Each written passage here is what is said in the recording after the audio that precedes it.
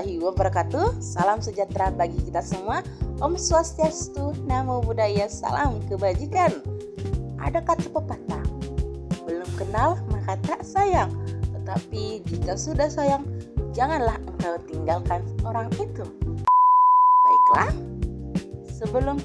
sebelum saya akan mempresentasikan materi yang akan saya bawakan, perkenalkan, nama saya Wahyuni Ananda Putri dengan NIM akhir 021 dari kelas TI 1. Baiklah, saya akan memaparkan tentang materi dalam matkul arsitektur dan organisasi komputer.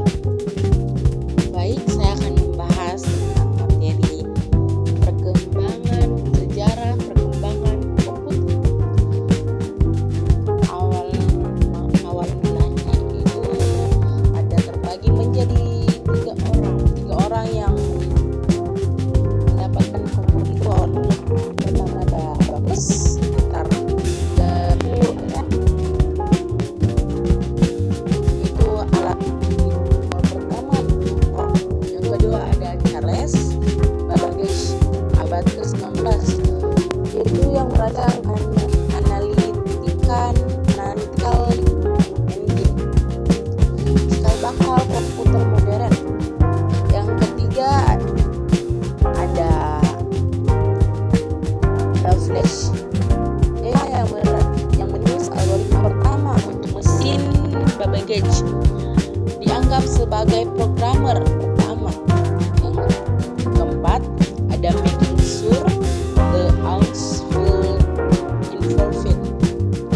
Baik, itu adalah awal mula pertama, tetapi dia bukan generasi pertama ya. Generasi pertama itu pada tahun 1940. Tentu sejak Indonesia belum merdeka pada tahun itu, kita masih dijajah oleh negara asing. Baik, kita akan melanjutkan dengan materinya. Yang pertama ada teknologi utamanya itu tabung vakum. Ciri khususnya itu ukuran besar, boros listrik, panas berlebih. Yang ketiga ada ini ya, pada tahun 1946. Yang kedua ada Colossus pada tahun 1943. Kegunaannya yaitu militer dan ilmiah. Baik, yang kedua adalah generasi yang kedua pada tahun 1956 sampai 1963. Teknologi utamanya itu bernama transistor, menggantikan tabung vakum. Ciri khususnya lebih kecil, cepat, hemat energi. Contohnya ada IBM 1401, ada juga IBM 7090. Kegunaannya sangat bisnis, riset ilmiah. Oh my god! Tapi bohong. Aku hanya memikirkan satu peraturan penting. Kenapa kau lakukan hari ini kalau kau bisa melakukannya besok? Few moments later.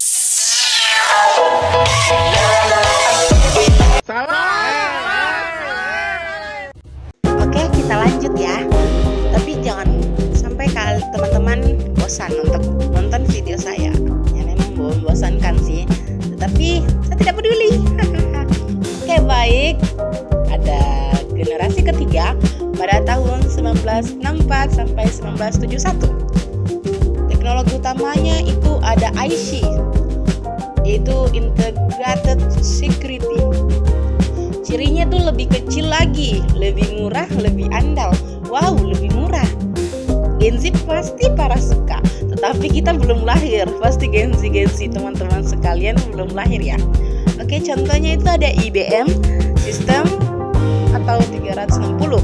Kegunaannya ada dua, perusahaan besar dan pemerintahan. Wow, perusahaan besar.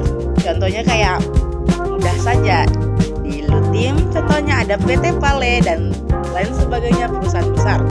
Pemerintahan, justru pemerintahan contohnya kayak di perusahaan, di kantoran, seperti itu teman-teman. Oke, baik, saya akan melanjutkan tentang generasi keempat. Generasi keempat pada tahun 1971 sampai 1980-an. Ada teknologi utama, ada mikroprosesor, cirinya itu komputer personal atau PC mulai muncul. Wow, jelas ya. Contohnya tuh ada Apple II pada tahun 1977, IBM PC pada tahun 1981. Kegunaannya ada 3 dalam pendidikan, bisnis kecil, dan rumah tangga. Pendidikan contoh seperti sekolah dasar, perguruan tinggi, dan lain sebagainya. Bisnis kecil kayak apa ya? Contohnya kayak perusahaan kecil, bisnis tuh kayak bisnis kecilan, online misalnya, online apapun itu, makanan, minuman, dan lain sebagainya. Baik, generasi kelima pada tahun 1980 sampai sekarang. Gen Z ini pada tahun 1980 sampai sekarang, yaitu sekarang ya, gitulah guys. Next, udah menemukan perkembangan pertama, teknologi utama, yaitu AI. Wah, tentu saja AI sangat mustahil ya kalau Gen Z atau mahasiswa atau manusia di muka bumi ini tidak mengenal AI atau aplikasi pintar ya, lebih tepatnya jaringan. Wow, jaringan, seperti kita tidak mungkin lah tidak bisa hidup tanpa jaringan. Kita pasti membutuhkan jaringan dan mustahil kita tidak membutuhkan itu. Ada komputasi awan, paralel, processing. Oke, cirinya itu laptop, smartphone, laptop. Ya, kita contohnya laptop. Laptop itu sangat penting ya, terutama bagi kita mahasiswa dan mahasiswi yang lagi junjung perguruan tinggi, ya kan? Ya, smartphone. Wow, tentu saja teman-teman tidak mungkin ya tidak mengenali barang tersebut ya, HP ini. Bahkan mungkin ada yang lebih pintar. Oke, ada IoT, ada superkomputer, contohnya komputer berbasis prosesor ARM.